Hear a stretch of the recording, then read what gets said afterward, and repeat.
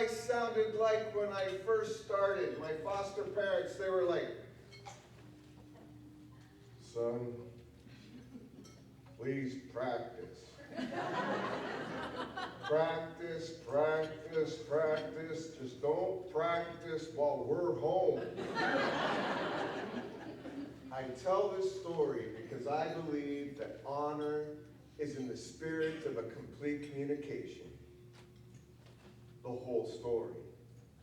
Not just a story that's told from the beginning until the end, but rather a story that is told from a diversity of perspectives. My name is Richard Marshall, but that is just my name. It's an illegal name, because when I was a young boy, as a part of an official program, I was a Native American boy taken away from the reservation and placed in a non-native home. And while in that home, because they saw the Indian Child Welfare Act starting to being initiated, they illegally changed my name from Richard Alfred Wesley Jr. to Richard Arthur Marshall, so that I would no longer be Indian. So, I say, my real name is Swil. That's my Indian name, my Lummi name. That's who I really am. And when I want to behave, I have who I be. Behave. Have who I am. When I want to misbehave, I'm Richard Marshall.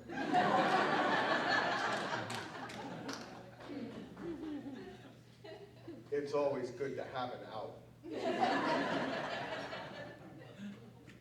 I believe that if honor is in the spirit of a complete communication, then it is my honor to inform you that my ancestors prayed for me long before I was born. In some cultures, native cultures, they say 7 generations into the future, but I'm really lucky to be Lummi. I'm really blessed to be who I am, because for thousands of generations, the native women would gather at what is now called Lummi Shore Road, and they would pray toward the sunrise. They'd pray for future generations as far as their minds would allow. They'd cry, they'd weep, they'd pray with all intents, with the intention that I would be healthy, that I would have a good mind, a strong mind, that I would be prosperous. And here's the real blessing, and here's the real tie-in to the whole story. They also prayed for everyone that I would meet. They pray for your well-being. They pray that you had a good mind, a healthy mind. They pray for your prosperity, because if you had everything you needed, then why would you take anything from their loved one, me?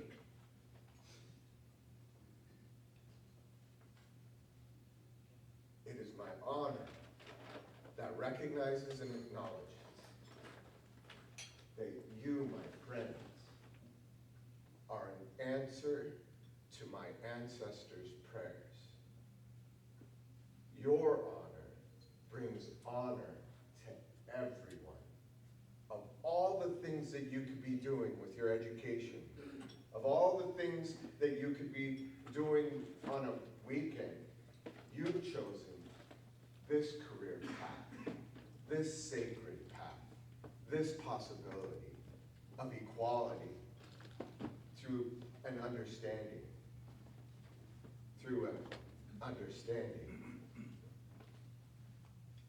In 1983, Native elders met at the University of Lethbridge to address substance abuse on reservations and reserves throughout North America.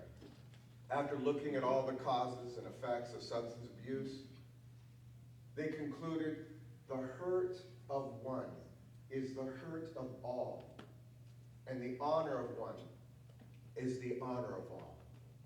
As a young man, to hear about that gathering in 1983, it was around 1991, 92, when I heard about that. when I realized that the purpose of the therapy that I was in, the purpose of the healing path that I was on, wasn't to re-traumatize myself, but to really and sincerely honor the feelings that I had to put aside in order to survive. To honor the feelings, not re-traumatize myself, but to honor who I am, to be true to myself, to feel my feelings, to recognize my own significance, and to act on the passions of my heart. It inspired this composition, recently arranged for the Seattle Symphony. It's called The Honor of All.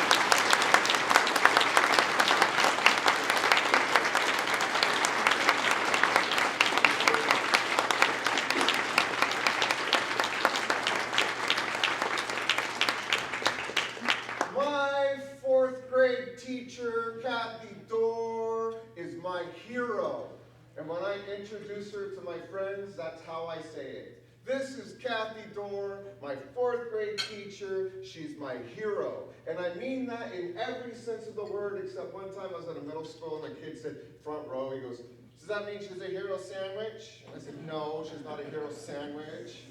She's a hero in that she saved my life by being present to my truth, my feelings, my significance, and the passions that I act on by my own volition.